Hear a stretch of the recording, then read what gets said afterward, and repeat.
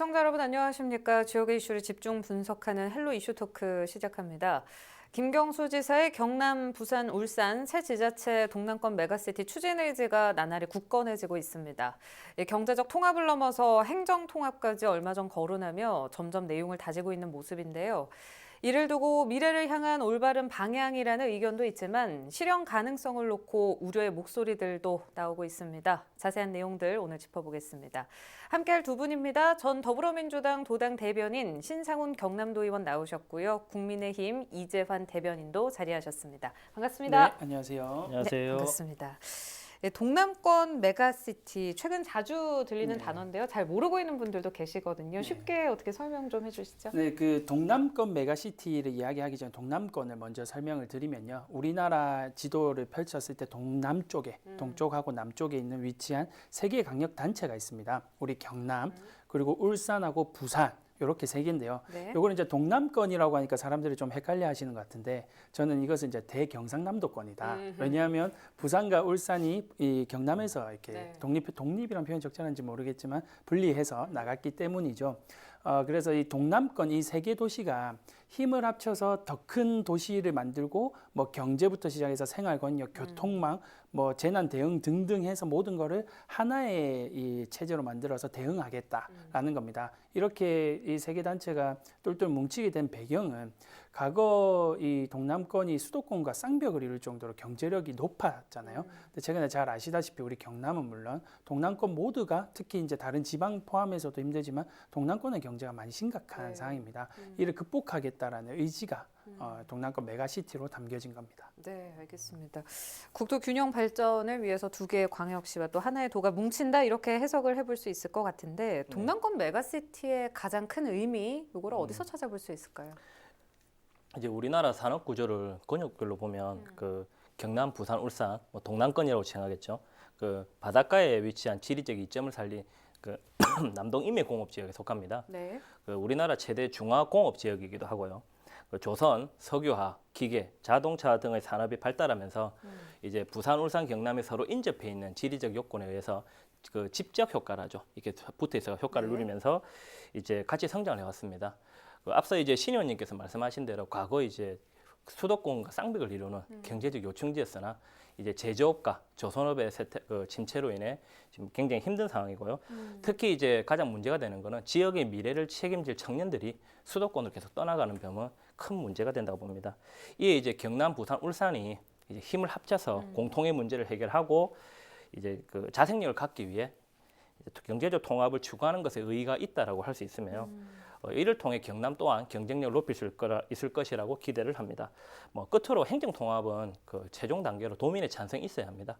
그렇기 때문에 이제 지금 동남권 메가시티는 경제적 통합으로 봐야 되지 않나 그렇게 봅니다. 네, 알겠습니다. 일단 김 지사의 뜻이 워낙 강건하기 때문에 그만큼 동남권 메가시티 구축이 경남도에 절실하다 이렇게 볼 수 있을 것 같거든요. 네. 여기에는 어떤 배경들이 있을까요? 이 세 개 이제 광역 단체가 있으니까요. 단체장도 3명이 계시죠. 부산시장, 울산시장, 경남도지사 이렇게 네. 세 군데가 있는데요. 앞서 제가 대경상남도권이다라고 표현을 했을 정도로 경남이 이 세 개의 단체의 중심을 잡고 갈 수밖에 없습니다. 특히 이제 앞서 우리 이재환 대변인께서 청년의 인구 유출을 이야기를 해주셨는데 청년 인구 유출도 경남이 심각하지만 그보다 전체 인구 자체가 지금 계속 줄어들고 있어요. 특히 부산 같은 경우에는 400만까지도 바라봤던 도시가 지금 320만 정도 수준까지 내려와 있는 이런 상황을 맞고 있는데요. 여기에 울산은 전국의 17개 강력시도 중에서 가장 물가가 비쌌던 지역이기도 했죠. 네. 하지만 최근에 조선업이 무너지면서 울산의 인구까지도 많이 빠지고 있는 이런 상황입니다. 네. 이를 두고 김경수 지사가 한 인터뷰에서 동남권 메가시티를 두고 시대적 요구다. 동남권 메가시티는 이런 이야기를 했는데요. 아마 이 위기를 극복하겠다라는 이 세 광역단체가 힘을 모으고 나아가겠다라는 게 시대적 요구다. 이렇게 표현을 하신 것 같습니다. 네, 새 지자체의 의지가 그만큼 강하다 이렇게 볼 수 있을 네. 것 같은데요. 현재까지는 청사진을 놓고 워낙 다양한 그림이 그려지고 있습니다. 네. 희망적인 내용들도 많고요. 하지만 워낙 큰 그림이기 때문에 이게 단기간에는 좀 이루어지기 힘들 거다라는 시각 그리고 힘들기 때문에 이게 끝까지 완주가 가능할까라는 의문들도 나오고 있습니다. 이런 의견들에 대해서 어떻게 생각하시는지. 이제 현 정부가 그 추진한 뉴딜 정책의 핵심은 국토 균형 발전입니다. 그 결과 이제 충청권, 또 광주, 전남, 또 대구, 경북 메가시티 등 전국적으로 이제 권역별 연대 및 통합이 네. 추진되고 있고요. 최근에는 이를 뒷받침해줄 수 있는 이제 지방자치법이 개정되기도 했습니다. 이렇게만 보면 그 장밋빛 미래가 그려지지만 현실적으로는 완주에 대한 기대 못지않게 우려도 매우 높습니다. 네. 예를 들어서 여당의 텃밭인 호남을 보면 광주 전남은 이제 공항 이전 갈등을 가지고 서로 이제 그 각종 협력 사업이 무산되기도 하고 있고요. 또 이제 그 전북 같은 경우는 메가시티와 관련해 지역 홀대론이 우려되면서 그 민주당 내부에서 이제 원점에서 재논의하자라는 그 언론 보도까지 이어졌습니다. 이제 경남, 부산, 울산이 그 동남권 특별연합이라는 기구를 만들어서 진행되고 있다고 하지만 우리는 경남, 부산, 울산의 생각과 입장이 다르다는 것을 명심해야 합니다. 지난 2018년 기준으로 그 앞서 신 의원님 말씀하신 것처럼 이제 울산은 1인당 GRDP 지역 내 총생산이 6,379만 원으로 전국 1위였습니다. 부산은 그 1인당 2,646만 원으로 전국 16위였고요. 경남은 이제 3,299만 원으로 전국 9위였습니다. 네. 울산이 이제 소득을 이렇게 높은 상황에서 또 경남, 부산에 비해서 인구나 주거나 교육이 매우 열악하거든요. 그럼 울산 입장에서는 이제 동남권 메가시티의 추진이 오히려 흡수 통합되지 않느냐라는 우려도 굉장히 높습니다. 이렇듯 각 지역의 이해관계가 다르고 또 기득권 내려놓기가 쉽지 않은 상황에서 이제 추진 과정에서부터 완주까지 상당한 진통이 있을 거라고 예상됩니다. 네. 그럼에도 불구하고 좀 잘 진행이 됐으면 하는 바람도 예. 있고요.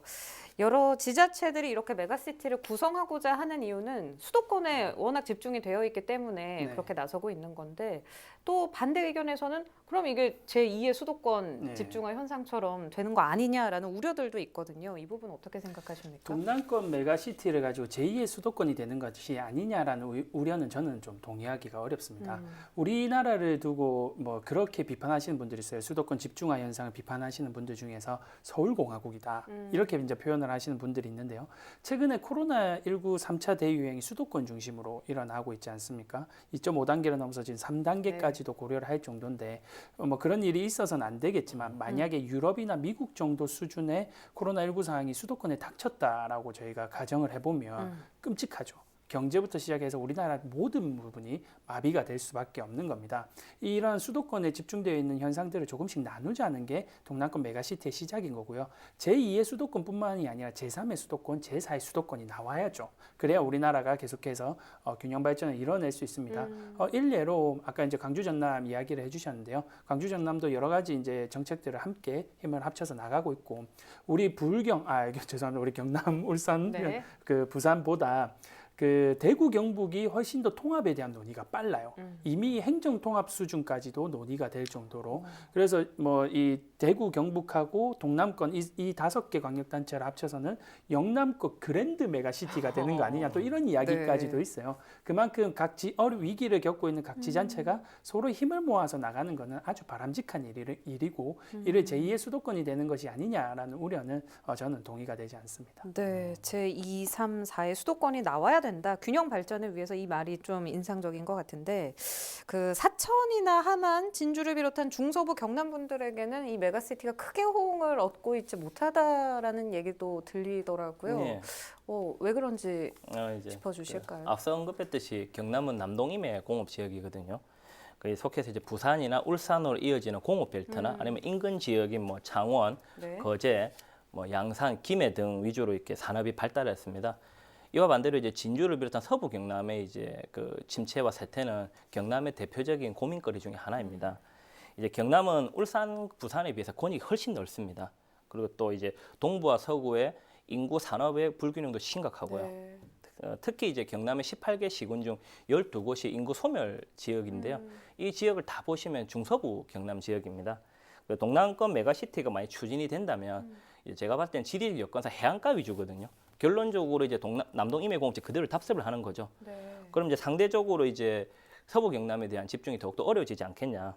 수도권과의 불균형 해소를 위해서 이제 추진된 동남권 메가시티가 오히려 서부 경남 지역의 홀대론을 발생시킬 수 있다는 우려도 높고요. 네. 또 이제 경남도에서 추진하는 교통망 확충이 서부 경남 KTX도 좋지만 이제 동남권 메가시티와 관련해 서부 경남을 어떻게 발전시키고 어떻게 대안을 마련할 것인지에 대한 심도 깊은 고민과 이제 그 대책 마련이 절실하다고 봅니다. 네, 남의 잔치에 들러리다 이런 생각을 일부 갖고 계신 것도 있는 것 같아요.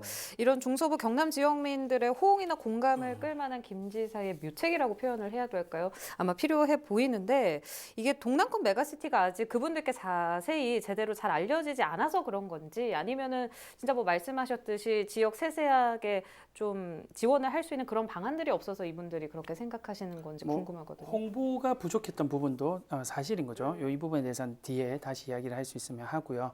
그거보다 서부 경남에도 동남권 메가시티 이 구상을 통해서 얻어갈 수 있는 영역들이 많이 있습니다. 아까 앞서 서부 경남 KTX 이야기를 방금 해주셨는데요. 우리 동남권 메가시티에서 가장 중요하게 생각하는 첫 번째가 바로 광역교통망입니다. 그래서 그 김해공항 확장안으로 동남권 신공항 이야기를 몇 년간 끌다가 지난 20년간 끌다가 결국에 최근에 이거는 맞지 않다라고 최종 부결이 났었죠. 그렇게 되면서 이제 뭐 가덕도로 가느냐 마느냐가 재논의가 되고 있는데 공항 위치를 조정하는 것부터가 동남권 메가시티의 시작이었습니다. 그리고 부산 제2신항이라고 표현이 되던 진해신항이 최종 명칭까지 진해신항으로 이제 표현이 됐죠.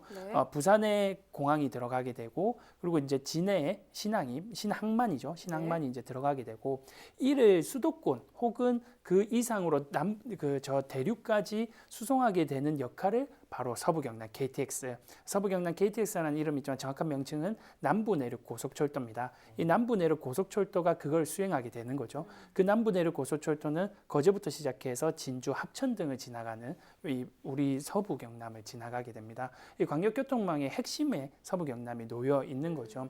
그렇기 때문에 서부경남이 뭐 메가시티에서 들러리가 되고 뭐 그러지는 않을 겁니다. 근데 아까 앞서 말씀하셨던 것처럼 홍보 부분이나 이런 건 미진했다라는 부분은 그건 김경수 도지사와 집행부가 앞으로 풀어가야 될 숙제이죠. 네, 알겠습니다. 이번 동남권 메가시티가 이렇게 본격적으로 추진되기 전에도 뭐 이 논의가 계속 있었고 관련된 노력들이 있었습니다. 하지만 너무 먼 이야기 같았고 그러는 사이에 수도권의 집중 현상이 더 심화됐거든요. SOC 구축에도 물론 신경을 써야겠지만 여러 가지 고려할 부분들이 많아 보이는데 이 부분에 대해서 어떻게 보시는지. 예, 그 지난해 말 기준으로 수도권의 인구가 전체 인구의 절반을 넘어섰습니다. 뭐 아시다시피 1000대 기업의 75%가 수도권에 있고요. 그다음에 청년 취업자와 사업체의 절반 이상도 수도권에 있고 또 이제 100억 이상 투자를 받은 스타트업 기업 161개 중 92.5%인 149개가 수도권에 있습니다. 이렇듯 그 수도권의 가미라가 심각한 상황에서 수도권 가미라에 대응하고 또 뭐 균형 발전, 솔직히 균형 발전보다는 제 개인적으로 우리 지역 발전을 위해서는 동남권 메가시티가 도움이 된다면 적극 찬성하겠죠. 그러나 이제 그 앞서 잠깐 말씀하셨듯이 그 광역교통망 구축은 동남권 메가시티를 떠나서 시대적 요구입니다. 당연히 추진되어야 할 것이고요. 또 이제 눈여겨봐야 될 대목이 있는데요. 그 이제 종합 기능이 지금 비즈니스 생태계에서는 되게 중요시됩니다. 그거는 다 왜냐하면 이제 단순히 일자리 교육이 아니라 법률, 행정, 서비스까지 다 뒷받침이 되어야 된다는 게 지금 비즈니스 생태계에서 핵심이거든요. 이제 예를 들어서 뭐 동남권 메가시티로 인해서 행정과 그다음 인프라가 통합되어서 뭐 이게 모이는 역할이죠. 즉 클러스터링 할지 모르겠지만 수도권 정도의 시너지 효과가 날지는 의문입니다. 또 도민에게 그 동남권 메가시티의 필요성을 설명할 때 조금 전에 말씀하신 것처럼 수도권 대응 논리보다는 그 수도권이 가진 그 집중의 힘이라는 게 있습니다. 즉 모여 있는 힘이겠죠. 이걸 벤치마킹하여서 우리가 교육, 산업, 문화를 어떻게 구조를 개선하고 또 이제 불경이 상호작용을 통해서 어떻게 발전할 것인지 방향성을 제시해 줘야 된다고 봅니다. 예를 들어 뭐 대기업 하나를 유치하는 것이 지역 경제에는 훨씬 더 도움이 된다라고 말을 합니다. 동남권 메가시티를 통해 우리 동네 지역 기업이 있죠. 이걸 이제 어떻게 대기업 못지않게 육성시키고 발전할 것에 대한 로드맵을 제시하는 것이 훨씬 더 홍보에 효과적이지 않을까라는 의견을 올립니다. 네, 알겠습니다. 수도권과 맹목적으로 비교를 하는 게 아니라 이제 지역이 자생할 수 있는 환경을 만들자 이런 이야기를 지금 하고 계신 것 같은데요. 또 한 가지 살펴볼 게 위치상 가져갈 혜택의 차이예요. 동남권 메가시티 위치상 부산에게 가장 유리할 거다. 너무 부산에게 많은 걸 내주는 게 아니냐 이런 불만들도 있는데 이 부분은 어떻게 보십니까? 뭐 꼭 그렇게 볼 만한 문제는 아닙니다. 부산을 이제 중심으로 놓고 보는 이유가 과거 부산이 이제 서울 다음에 제2 우리나라의 도시의 역할을 했기 때문에 그런 건데요. 부산이 지금 오래전부터 교통을 비롯해서 더 이상 도시 확장이 불가능한 수준에 지금 이제 도달을 해 있는 거죠. 이런 상황에서 양산하고 김해 창원 등의 도시가 대도시로 성장할 수 있었던 데에는 부산의 배드타운 역할부터 시작을 한 겁니다. 이렇게 보면 경남이 이런 인구 부산에서 나오는 인구들을 계속해서 가져갈 수밖에 없는 그런 상황이고요. 그리고 현재 단체장이었던 우리 그 부산시장이 안 좋은 일로 안타까운 일로 지금 거리 상태에 있지 않습니까? 이 동남권 메가시티가 제대로 굴러가기 위해서는 정치력이 무엇보다 중요할 수밖에 없는데요. 김경수 도지사가 우리 경남도에 있는 만큼 향후 앞으로 이 동남권 메가시티에 대한 구상은 김경수 지사를 비롯해서 경남 중심으로 갈 수밖에 없는 상황입니다. 알겠습니다. 계속 추진 중인 사안이기 때문에 여러 유관기관과 단체장, 기관 단체가 이렇게 소통하고 협의가 필요하겠지만 결국에는 도민을 위한 일이기 때문에 그렇죠. 도민의 의견을 듣고 또 수렴할 그렇죠. 필요가 있어 보이거든요. 네네.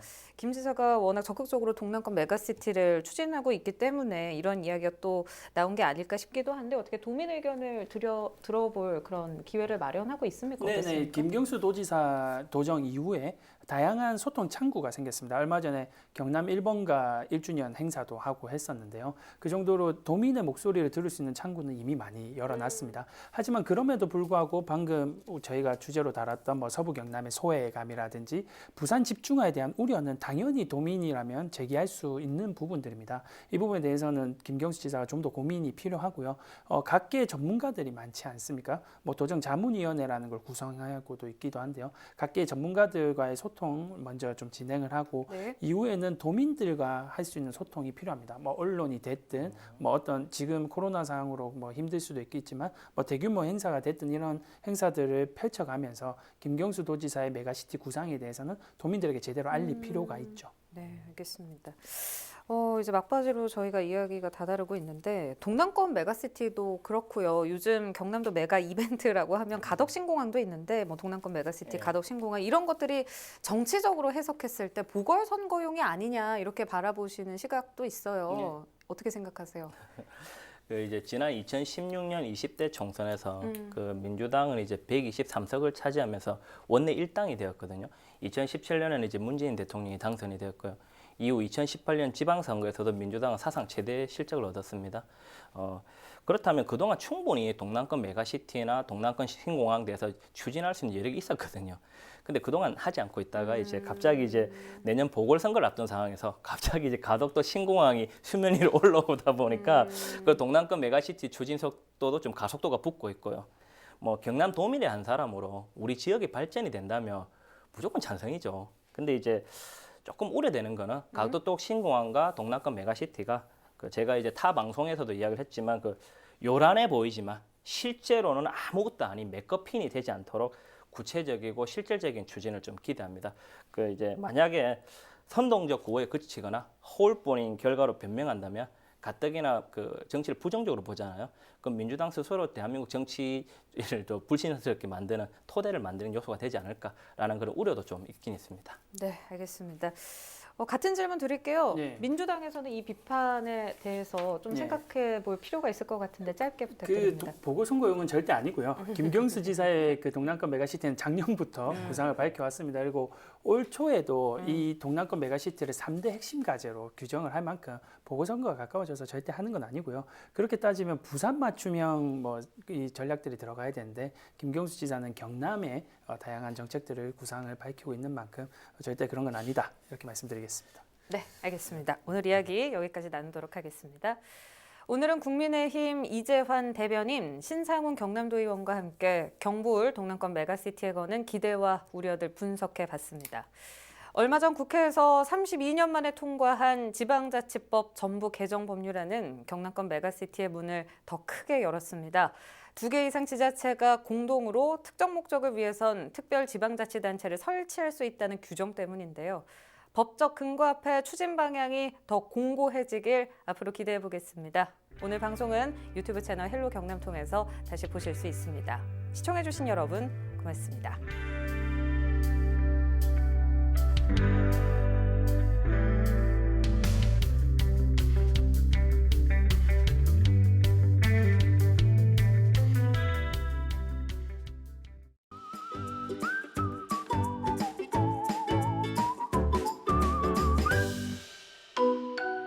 LG 헬로비전